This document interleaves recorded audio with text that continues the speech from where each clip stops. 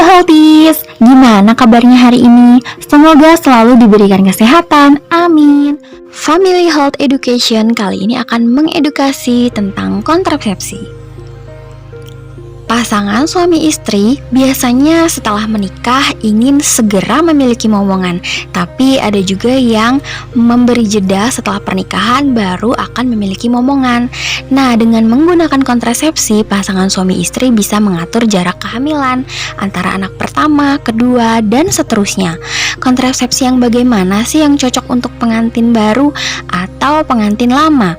Nah, pada kesempatan kali ini, Family Health Education akan membahasnya.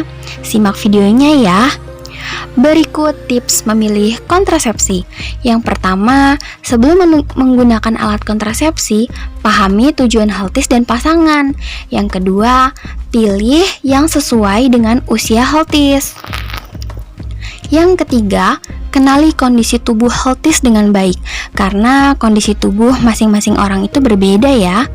Dan yang keempat, ukur tingkat efektivitas alat kontrasepsi yang healthies gunakan. Nah, yang kelima, ada beberapa metode kontrasepsi yang mengharuskan healthies melakukan konsultasi dengan dokter.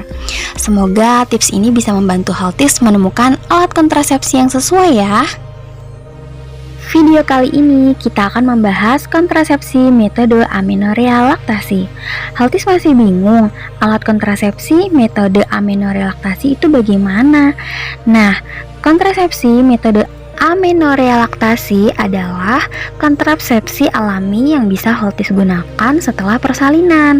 Metode ini bisa disingkat dengan MAL.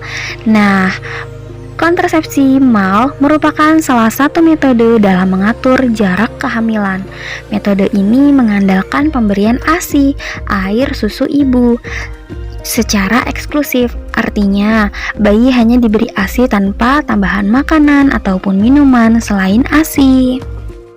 Lalu, apa hubungannya ya pemberian ASI dengan ovulasi dan hormon prolaktin? Jadi gini healthies, hormon prolaktin adalah hormon yang mendorong produksi ASI. Semakin tinggi hormon prolaktin, maka semakin rendah atau bisa menekan hormon estrogen. Hormon estrogen ini yang memicu pematangan sel telur atau ovulasi. Jadi saat pemberian ASI eksklusif, maka bisa mencegah terjadinya ovulasi. Seperti yang sudah kita ketahui, metode ini hanya bisa dilakukan oleh ibu menyusui dengan syarat-syarat sebagai berikut. Yang pertama, usia bayi kurang dari 6 bulan, karena biasanya kalau sudah di atas 6 bulan, bayi sudah mendapatkan empasi ya. Yang kedua, bayi tidak diberi makanan atau minuman lain selain ASI. Yang ketiga, ibu belum mendapatkan haid setelah bersalin. Nah, jika memenuhi syarat tersebut, bisa healthies gunakan kontrasepsi metode amenorrea laktasi. Setiap kontrasepsi memiliki kelebihan maupun kekurangan masing-masing. Nah, berikut kelebihan atau keunggulan kontrasepsi metode amenorrea laktasi. Yang pertama, tidak membutuhkan biaya alias hemat. Jadi, ini adalah kontrasepsi yang ekonomis, mudah dilakukan selama healthies menyusui, tidak membutuhkan kunjungan ke dokter maupun obat-obatan. Tidak ada hormon yang mempengaruhi proses menyusui, dan tidak mempengaruhi hubungan seksual antara healthies dan pasangan. Wah, banyak sekali ya keunggulan metode ini. Tapi perhatikan syarat-syarat tadi ya healthies, karena ada beberapa kondisi yang membuat healthies tidak bisa menggunakan kontrasepsi MAL, yaitu healthies sudah mendapatkan haid setelah bersalin. Kemudian healthies tidak menyusui secara eksklusif, bayinya sudah berumur lebih dari 6 bulan. Healthies bekerja sehingga terpisah dari bayi lebih dari 6 jam. Jadi menyusui secara eksklusif itu maksudnya healthies memberikan ASI kepada bayi dengan frekuensi 3-4 jam sekali. Jadi tidak semua ibu menyusui bisa menggunakan metode amenorrea laktasi ini. Kontrasepsi mal mendorong ibu agar tetap memberikan ASI eksklusif. Pemberian ASI eksklusif akan meningkatkan tumbuh kembang bayi, mengurangi angka kematian bayi yang disebabkan oleh berbagai jenis penyakit seperti diare, serta dapat mempercepat pemulihan jika bayi terkena penyakit.